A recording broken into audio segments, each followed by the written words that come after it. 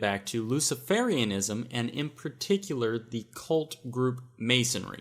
Many researchers occasionally refer to the red and the blue dichotomy, but few actually talk about what those colors actually represent. Today, I'd like to explain that to you a little better and a little clearer, and hopefully, by the end of this, it'll start to make a little more sense. Just like anything, when it comes to the occult and we have different symbolism which represents different things, color too plays into that, and a large role into that. So if we better understand these colors and what they each represent, it will be far easier to break down some of their symbolism and add an extra layer of understanding. So the red and the blue, where does that come from? Well, in many Luciferian cults, such as Freemasonry, they subscribe to the notion of the red and the blue pillars. Now, I'm sure most of you are familiar with the pillars in Freemasonry, but did you know that one of them is red and one of them is blue? An excellent example of this creeping in to subliminal messages planted in media is seen in the movie The Matrix, when Morpheus offers Neo the choice between the red and the blue pill. This comes directly from Masonic teaching and has everything to do with the occult, and it has extreme importance and implications. So what does the blue and the red mean? Well, before we get into that, where does it come from? Just like anything that has to do with the occult, and particularly Lucifer, these are ideas that are taken and spun from the Bible. And most of these occult views can be tracked down and represented at one point or another in the Bible. In this case, we are referring to the book of Esther, chapter 1, verse 6. In this chapter, we are getting a clear description of Solomon's temple. And the verse goes like this: "Where were white, green, and blue hangings, fastened with cords of fine linen and purple to silver rings and pillars of marble. The beds were of gold and silver, upon pavement of red and blue, and white and black marble." So in that one verse, we are bombarded with occult symbolism and occult colors. If you notice, we have gold and silver, we have red and blue, and we have white and black, all relating to pillars in Solomon's temple. Now, like I said, in this video, we are only going to be focusing on red and blue. Gold and silver, along with black and white, are discussions for a completely different video. And remember, the reason that a lot of this color symbolism derives from the Bible is because a lot of this occult teaching, if not all of it, comes from the knowledge of fallen angels and or from summoning demonic spirits. So it would only make sense that in that way it would be related back to the Bible, if not in a corrupted sense. Now, what does the Bible say about red and blue, as the theme appears several other times all throughout the Bible? Well, on the one hand, you have the color red. Red represents Esau, aka Edom, and blue represents Jacob, aka Israel. And just like you have duality as a theme, along with the black and white and the gold and silver, the red and blue is almost more representative of the Hegelian dialect, where you have one force combating the other, when in reality the end result is the ultimate outcome. And you can see this all throughout occult teachings and their New World Order plans. We can also look at it from the perspective of Cain and Abel. Remember the story in the Bible where Cain killed his brother Abel? Well, Cain represents red and Abel represents blue. Red represents death and destruction. It also represents human nature or the flesh. Blue represents the healing power of God or the Word. Now, to take it one step further, especially in terms of the occult and ritual magic, red has the association with masculine energy. Red is the father, the color of will. Red is action and activity of command. Red is radiating an outward force. It is fiery and explosive by nature.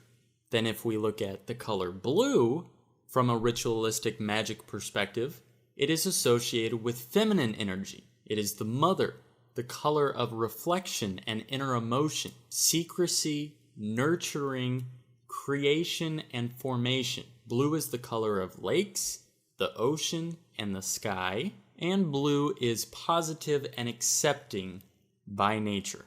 So we can see how the ritualistic magic interpretation of these two colors is very eerily similar to the perspective given in the Bible. And like I said, these two colors have everything to do with the red and the blue pillars in Freemasonry. But, as is the case with Freemasonry, we have another color, and we have another pillar. Now, sometimes it is referred to as the middle pillar or the 13th pillar. Sometimes it's referred to as Jacob's ladder, or other times the stairway to heaven. Whatever you want to call it, it is symbolic of a mechanism or an entity which enables one to transcend to the next dimension. It is represented by the color yellow. And yellow, to the occult, to Luciferians, is Lucifer. It is their god, or at least a representation of their god. However, and this is where things get a little confusing, at times there's a slightly different perspective on this, and that is that the mechanism and the entity are two separate things. This would play into account if you think of the Antichrist versus actually Satan, similarly to God the Father and God the Son. In this case, instead of looking at the color yellow, we'd be looking at the color purple. And the easiest way that I could explain this to you is simply by looking at the three primary colors. Yes, folks, it's really that basic.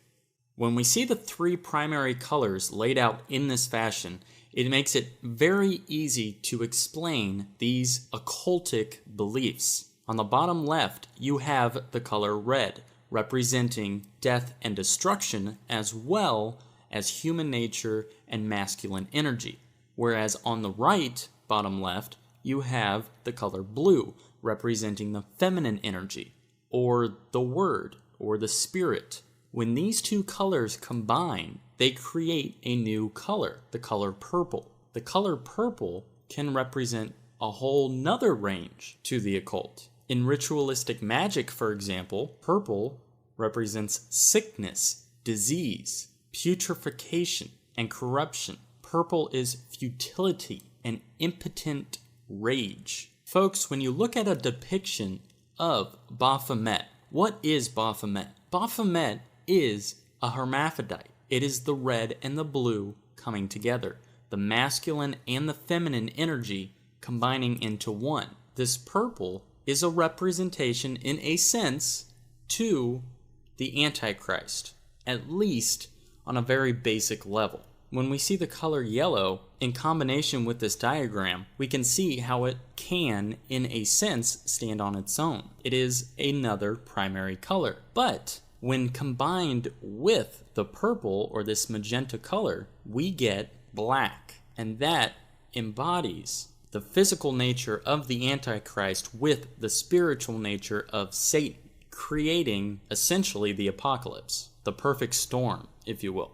Now, this is where things get a little confusing. Just like with anything that has to do with the occult, there are many different layers and interpretations to these ideas. When we're talking about the primary colors, for example, we think of red, blue, and yellow, but that is the primary colors in a subtractive format. Basically, that's what we would expect to get if we were painting and mixing colors. But another way that you can look at the primary colors is through the additive sense. And that has to do when we're talking about sources of light. I'm sure many of you who are really into computers and maybe some Photoshop and things like that may have noticed that when you're custom creating your own colors, you control off of RGB, which stands for red, green, blue. And that is how you control and create custom colors. Because it has the red and the blue, but it also, instead of the yellow, applies green to create essentially the same idea.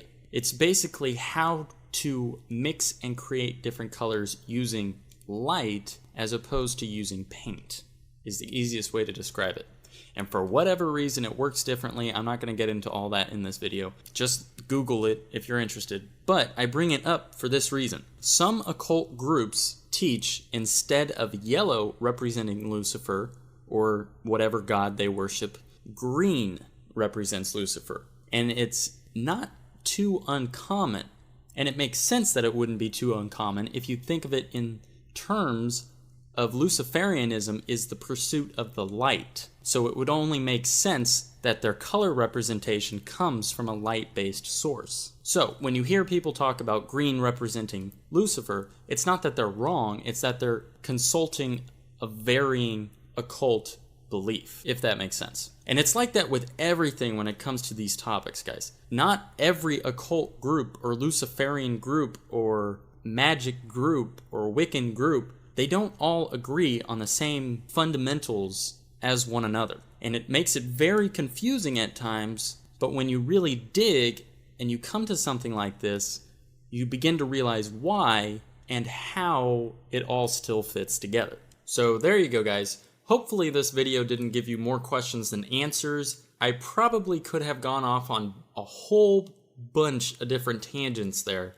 and made this video out to be an hour-long video, but originally I set out to only make it a 5-minute video, so the fact that it turned out to be only 12 to 14 minutes is pretty good in my book. Go ahead and give me a like, guys, because how many people do you know that can go on for 12 minutes just talking about the primary colors? Anyway. Alright, guys, there you go. If you haven't already, please like and subscribe. Thanks, and God bless.